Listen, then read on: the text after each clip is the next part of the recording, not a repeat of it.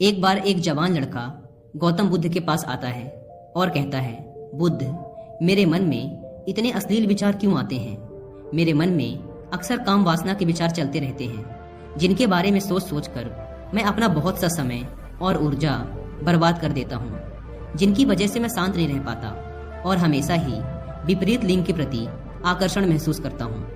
बुद्ध ने मुस्कुराते हुए कहा, क्या तुम्हें पता है कि काम वासना होती क्या है? लड़के ने कहा, बुद्ध, मुझे ये तो नहीं पता कि काम वासना का मतलब क्या है, लेकिन ये जो कुछ भी है बहुत बुरी है। बुद्ध ने कहा, सबसे पहले तो तुम ये समझो कि प्राकृतिक रूप से जो भी हमारे अंदर है वो बुरा नहीं है। हमारे जीवन में उसकी कुछ न कुछ जरूरतें हैं। वासना एक प्रकार की भावना है जो हमें किसी न किसी चीज की कमी का एहसास दिलवाती है। फिर हम उस कमी की पूर्ति के लिए उस चीज की तरफ आकर्षित होना शुरू कर देते हैं। जैसे अगर किसी के पास धन की कमी है तो उसके अंदर धन के प्रति आकर्षण यानी धन की वासना उत्पन्न हो जाएगी। तो वासना कुछ और नहीं बल्कि एक प्रकार की कमी, एक प्रकार की जरूरत का एहसास है। और जब ये जरूरत शारीरिक हो तो हम इसे काम वासना कह देते हैं। लड़के ने कहा, बुद्ध, ये तो समझ में आ गया कि काम वासना का मतलब क्या है, लेकिन ये हमारे अंदर आती कहाँ से है? ये उत्पन्न कैसे होती है?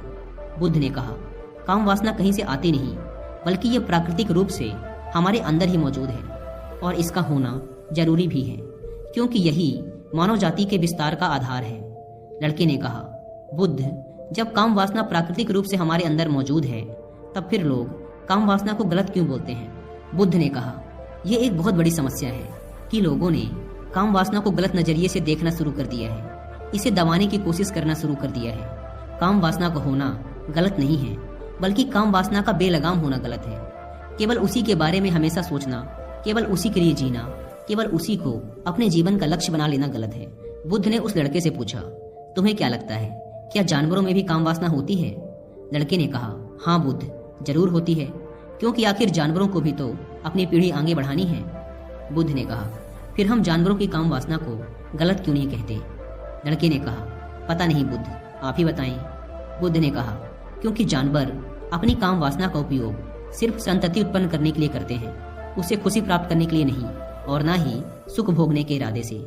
क्योंकि जानवरों को प्रकृति ने इतनी सोचने समझने की क्षमता नहीं दी कि वो अपनी काम वासना को अपने क्षणिक सुख का आधार बना सके, जबकि हम इंसान अपनी सोचने समझने की क्षमता का उपयोग करके प्रकृति में पाई जाने वाली हर चीज का अपने सुख और आनंद के लिए उपयोग करने का प्रयास करते हैं। हम इंसानों ने काम वासना के साथ भी यही किया है, इसे अपने आनंद और भोग का आधार बना लिया है।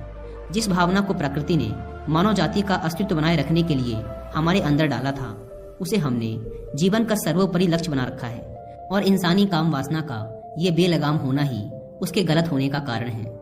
लड़के ने कहा, बुद्ध, लेकिन ये काम वासना हावी होती क्यों है? इसके बेलगाम होने का कारण क्या है? बुद्ध ने कहा, काम वासना के बेलगाम होने के 4 बड़े कारण हैं, जिसमें से पहला कारण है जीवन में किसी बड़े उद्देश्य का ना होना। बुद्ध ने उस लड़के से पूछा, क्या जब तुम किसी काम में व्यस्त होते हो तब भी तुम्हारे दिमाग में अश्लील विचार आते हैं?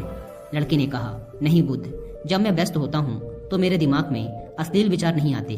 बुद्ध ने कहा, हमारा दिमाग एक बार में सिर्फ एक चीज के बारे में ही सोच सकता है, इसलिए जब हमारे दिमाग में कोई दूसरे विचार चल रहे होंगे तो अश्लील विचार आ ही नहीं सकते। अगर हमारे जीवन में कोई बड़ा और स्पष्ट लक्ष्य है और अगर हम उस लक्ष्य के प्रति पूरी तरीके से समर्पित हैं तो हमारे पास कभी इतना समय ही नहीं होगा कि ये फालतू विचार हमारे मन में घर कर सके। और अगर ऐसे विचार उठते भी हैं तो हमारे मजबूत लक्ष्य के विचार इन्हें आसानी से हमारे मन से विस्थापित कर देंगे। लेकिन असल समस्या ये है कि अधिकतर लोगों के पास एक मजबूत और स्पष्ट लक्ष्य की कमी है। काम वासना के बेलगाम होने का दूसरा कारण है समाज के द्वारा इसे गलत बताकर दबाए जाने की कोशिश करना।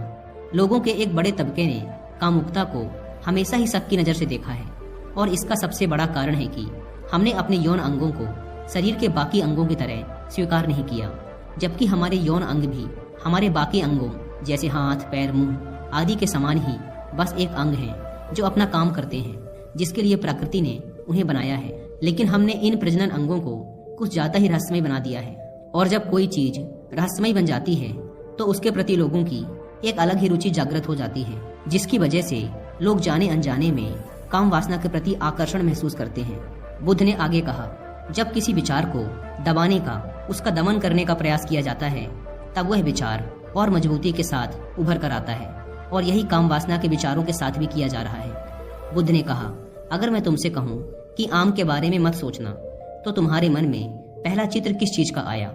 लड़के ने कहा, बुद्ध, मेरे मन में पहला चित्र आम का ही आया।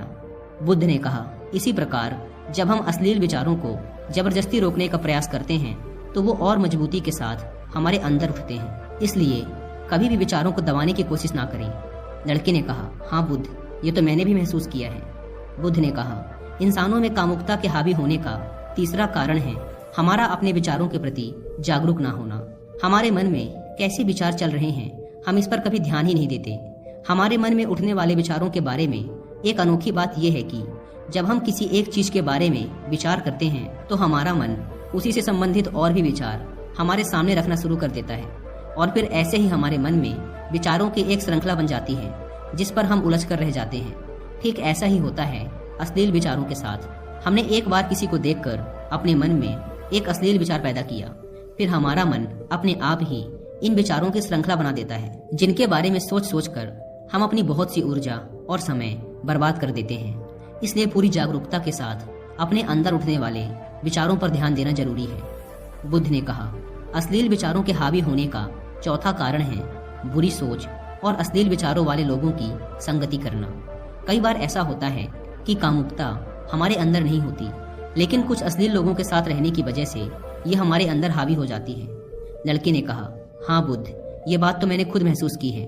बुद्ध ने कहा, इसलिए बुरे विचार वालों और अश्लील लोगों से दूरी बनाकर रखनी चाहिए। लड़के ने कहा, बुद्ध, ये तो समझ में आ गया कि कामुकता हावी कैसे होती है, लेकिन इसे हावी होने से रोका कैसे जा सकता है? बुद्ध ने कहा, सबसे पहले तो तुम ये समझो कि काम वासना की ऊर्जा को रोका नहीं जा सकता, इसे सिर्फ रूपांतरित किया जा सकता है। और इस ऊर्जा को रूपांतरित करने के दो तरीके हैं, पहला है प्रेम और दूसरा है ध्यान। जब हम सच्चे प्रेम में होते हैं, तो हमारे अंदर के कामुकता की ऊर्जा हमारी खुशी और हमारे आनंद में परिवर्तित हो जाती है। लेकिन ज्यादातर लोग शारीरिक आकर्षण को ही प्रेम मानते हैं, जो कि ऊर्जा का व्यय करता है, रूपांतरण नहीं। काम वासना की ऊर्जा को शरीर के अंदर ही रूपांतरित करने का सबसे सफल तरीका है ध्यान।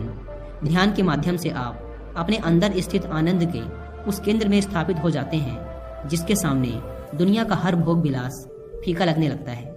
ऐसा नहीं है कि आप ध्यान में उतरने के बाद वो सब सोचने और करने में सक्षम नहीं होते, बल्कि आप उससे ऊपर उठ चुके होते हैं, और फिर ये सब हरकतें आपको छोटी और बचकानी लगने लगती हैं। लड़के ने कहा, लेकिन बुद्ध, ध्यान की शुरुआत कहाँ से करें? बुद्ध ने कहा, सबसे पहले तुम खुद के साथ अकेले में समय बिताना शुरू कर दो, क्योंकि जो इंसान जिसके साथ सबसे ज्यादा समय बिताता है, वो उसको सबसे ज्यादा जानने लगता है। और जब तुम खुद को जानना शुरू कर दोगे, तो ये सारे भौतिक सुख तुम्हें छोटे लगने लगेंगे।